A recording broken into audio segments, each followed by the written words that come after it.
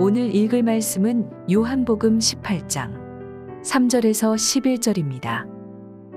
유다가 군대와 대제사장들과 바리새인들에게서 얻은 아랫사람들을 데리고 등과 횃불과 무기를 가지고 그리로 오는지라. 예수께서 그 당할 일을 다 아시고 나아가 이르시되 너희가 누구를 찾느냐? 대답하되 나사렛 예수라 하거늘 이르시되 내가 그니라 하시니라. 그를 파는 유다도 그들과 함께 섰더라. 예수께서 그들에게 내가 그니라 하실 때에 그들이 물러가서 땅에 엎드러지는지라.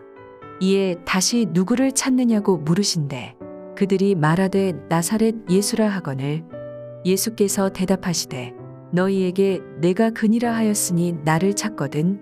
이 사람들이 가는 것은 용납하라 하시니 이는 아버지께서 내게 주신 자 중에서 하나도 잃지 아니하였사옵나이다 하신 말씀을 응하게 하려 함이러라. 이에 시몬 베드로가 칼을 가졌는데 그것을 빼어 대제사장의 종을 쳐서 오른편 귀를 베어버리니 그 종의 이름은 말고라. 예수께서 베드로더러 이르시되 칼을 칼집에 꽂으라. 아버지께서 주신 잔을 내가 마시지 아니하겠느냐 하시니라. 할렐루야. 오늘 하루도 말씀으로 시작하시는 사랑하는 모든 성도님들을 주님의 이름으로 축복합니다. 우리는 지금 사순절을 보내고 있습니다. 사순절 기간 동안 고난에서 부활까지 라는 제목으로 예수님의 고난에 대해 이어서 말씀을 전하고 있습니다. 오늘 읽은 말씀은 예수님께서 잡히시던 밤의 이야기입니다. 요한복음은 이 밤에 일어난 일을 매우 구체적으로 보여주고 있습니다. 3절에 보면 예수님을 배신하고 팔아넘기기로 작정한 가룟 유다가 로마의 군대 그리고 대제사장들과 바리새인들에게 얻은 종을 거느리고 예수님 계신 곳에 나타납니다. 여기서 군대라는 헬라어 스페이라는 적게는 200명, 많게는 600명 이상을 말한다고 합니다. 즉, 그 밤에 몇 사람이 예수님을 잡으러 온 것이 아니라 큰 무리의 군사들이 예수님을 잡기 위해 나타났다는 뜻입니다. 가룟 유다는 열심당원으로 알려져 있는데요. 당시 열심당원들은 군사력으로 이스라엘을 독립시키려는 단체였습니다. 그러니 가룟 유다도 이런 목표를 가지고 예수님의 제자가 된 사람이었죠. 어쩌면 유다는 이런 무력 시위를 통해서 그동안 조직과 군대로 이스라엘을 독립시키려는 그의 열망을 무시하고 자기가 보기에 쓸모없어 보이는 가난한 사람들, 힘없는 사람들, 아픈 사람들만 돌보던 예수님을 마지막으로 설득하려고 했는지도 모릅니다. 예수님 보십시오. 세상 일은 이렇게 돌아가는 겁니다. 용서하고 사랑하고 이해하고 돌보고 다 좋을 때나 하는 일일 뿐입니다. 이런 위기 상황 때는 어쩔 수 없습니다. 큰 일은 이런 식으로 하는 겁니다. 사랑하는 성도 여러분, 가룟 유다의 이 모습이 우리의 모습이 아닌지 우리는 자신을 돌아보아야 합니다. 내가 진짜 원하는 것과 예수님의 뜻이 충돌했을 때 나는 예수님의 뜻에 순종하는지 아니면 내가 가진 생각과 논리를 군대로 삼아 내 생각과 다른 말씀을 하시는 예수님을 제압하려 하지는 않는지 점검해야 하는 것입니다. 예수님께서는 등과 횃불, 무기를 든 큰 군대 앞에 선 유다와 그 무리들에게 이렇게 말씀하셨습니다. 너희가 누구를 찾느냐? 예수님의 질문에 그들은 대답했습니다. 나사렛 예수라. 나사렛 예수는 예수님을 주로 무시할 때 사용된 말입니다. 나사렛은요, 지금도 정확히 어디인지 모를 정도로 알려지지 않은 마을이었기 때문에 시골 동네 출신이라는 무시의 표현으로 나사렛을 붙인 것입니다. 그래서 나다나엘도 예수님을 처음 만날 때 나사렛에서 선한 것이 나겠느냐라고 말했고요.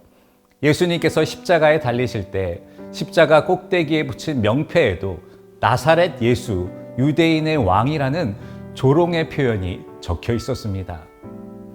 이렇게 유다와 그 무리들이 생각하는 예수님은 나사렛 예수님, 즉 무력하고 보잘것없는 예수님이었습니다.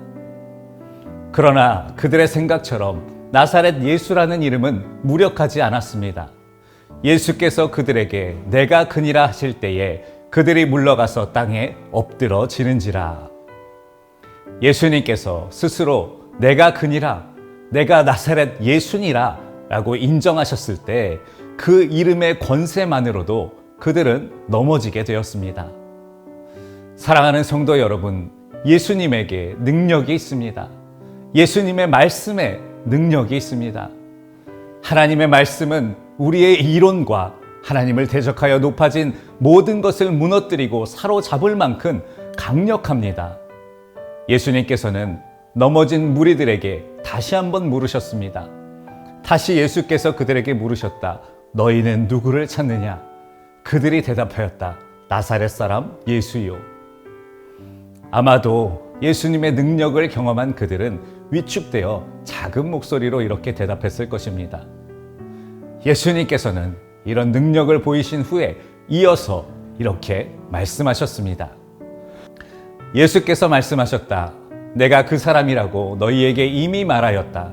너희가 나를 찾거든 이 사람들은 물러가게 하여라.